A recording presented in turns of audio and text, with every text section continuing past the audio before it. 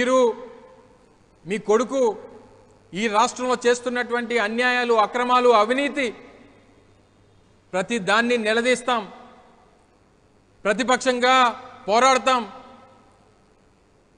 ప్రభుత్వం మెడలు వంచుతాం, వ్యవస్థల్ని గాడిలో పెట్టేటువంటి కార్యక్రమాన్ని చేస్తాం.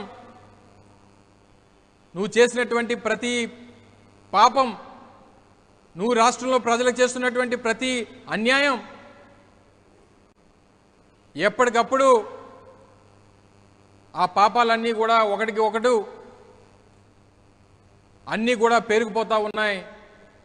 సమయం వచ్చినప్పుడు సరైనటువంటి సమాధానం ఈ రాష్ట్రంలో ప్రజలు చెప్తారు. అసలు మీరు వ్యవస్థలో ఉన్నటువంటి మీరు సమాధానం చెప్పమంటే అది పక్కన పెట్టి మేము పవన్ కళ్యాణ్ గారిని తిట్టామంటారు. అంటే మీరు పవన్ కళ్యాణ్ గారిని రెచ్చగొడుతున్నారా?